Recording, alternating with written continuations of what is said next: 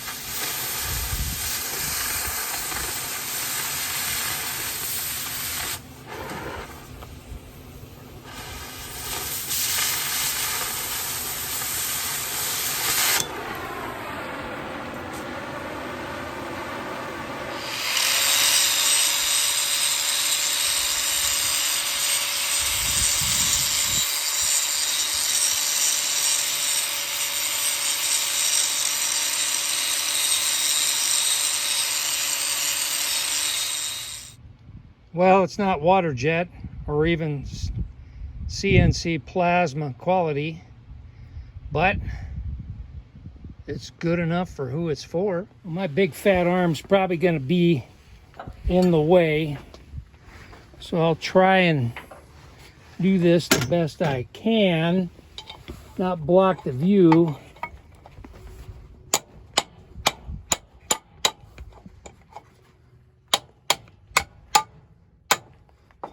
Look at that. Popped right out. Sweet. There's the gib key. Okay, I'm going to get a couple of wooden wedges and wedge behind the block and the flywheel and tap that off the shaft. I'm probably going to squirt some juice in there to help lubricate things up. We'll get this one off, and then I'll do the other one off camera. Well, so much for Hurricane Lorena and our flood watch. Everything just kind of fizzled.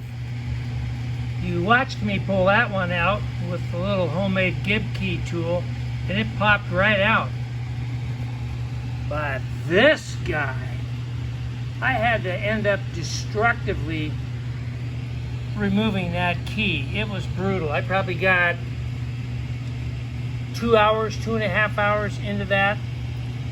Man, finally I just cut it off and then started drilling it, you know, starting out about 1/8 of an inch and moving up to 1/4 inch to the point where I could start pulling the pulley off and then driving that out the backside.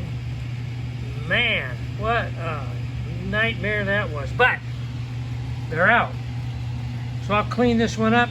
We'll put it on the 3 to 5 LB on the pump jack trailer using that gib key, obviously. And then we'll just put this one in storage for use at a later date on something else.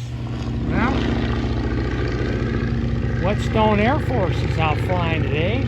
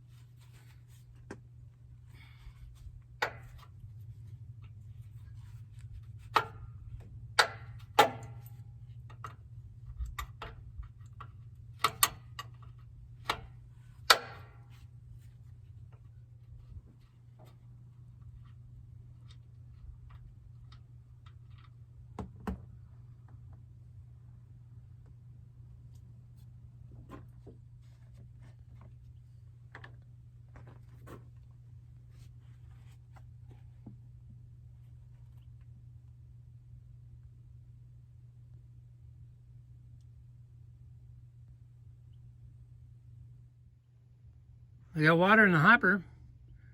Let's crank this thing up.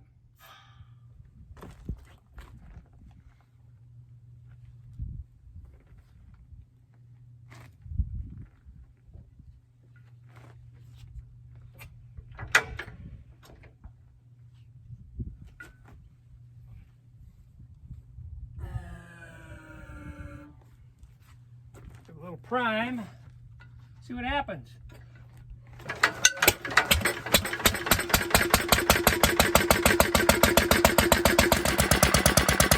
And it's running good.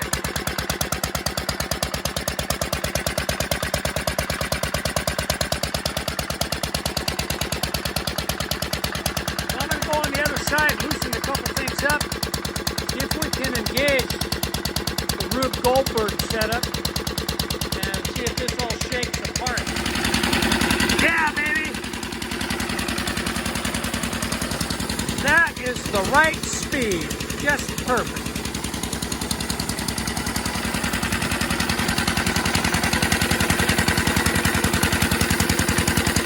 Yeah, I like it. It's about ready for hard-boiled eggs.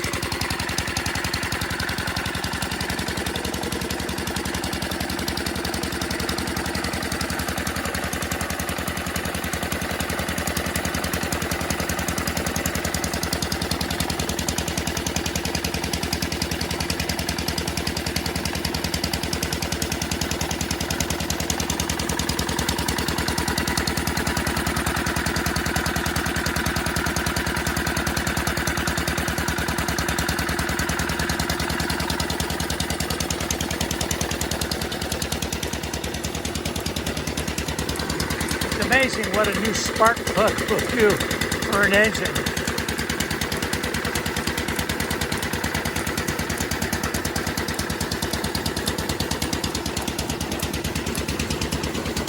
So I'll get the pressure washer out tomorrow. Give this thing a good bath because it sure needs it.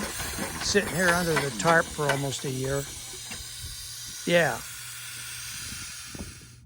I think I'm going to shorten this belt up a couple of inches because these engines are just about valve cover to valve cover, and I think I'd like a little more space in that. But I mean, that's something I'll just do over time. And in fact, I could probably just pull that section out right there, and it'd be about the right length. I think I'll do that tomorrow while I give this thing a bath. I pulled this thing into the shop last night because it was easier to do than try to get that mangled up tarp back over this thing. And we had a storm cell blowing through, thunderstorm. I thought, well, I'll just back it into the shop. So I did that, and I pulled that section of belt out and put that back on, and my memory jogged. I go, oh yeah, that's the original belt with this pulley on that engine. So everything lined right back up. I got good distance now between the two valve covers. My only concern is busting my knuckles on this as I hand crank this thing over. But I think I've got enough clearance, and that should do it. This won't be here. That's my flagpole. So I'll just find out. If I skin my knuckles, I know I'll have to come up with a different plan. That's the doorbell for the shop. It also doubles as the bell on the front of the pump jack trailer. So I'm going to pull this off its mount here and mount it on the tongue of the trailer, so it'll be all set to go.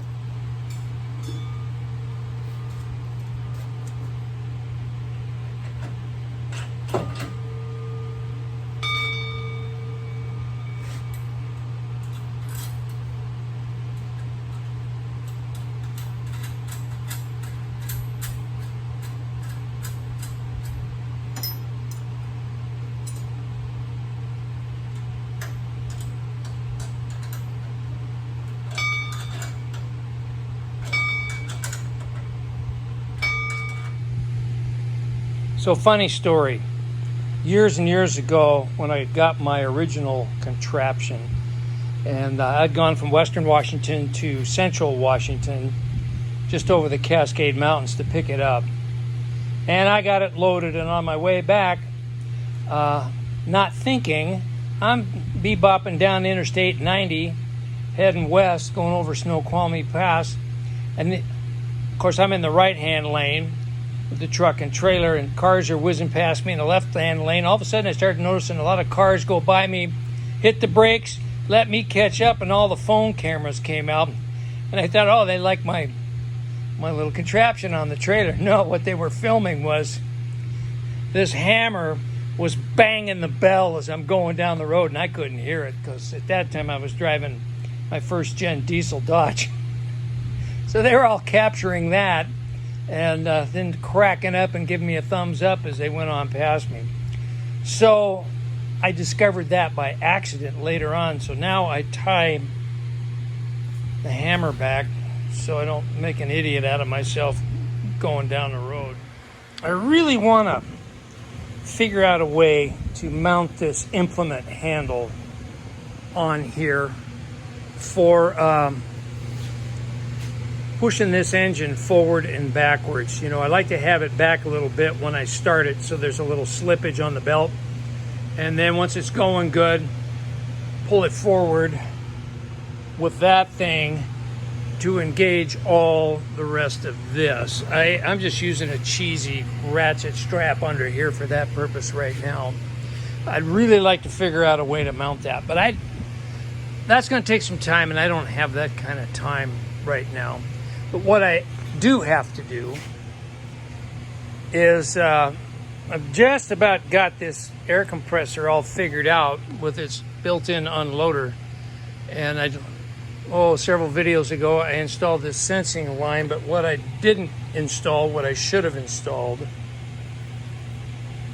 is a check valve, because what's happening is this thing is building up enough pressure that it's feeding back and overwhelming the little Curtis air compressor. So I'm going to install check valve somewhere in here in line, preferably in back of the sensing line. So I got a little plumbing to do, but I'm going to do that off camera because that's really not exciting content, kind of boring, and just me fooling around with pipe thread and junk. So, and besides that, this video is getting a little long, so I think we're just going to end this here. The bulk of the work I wanted to get done is finished.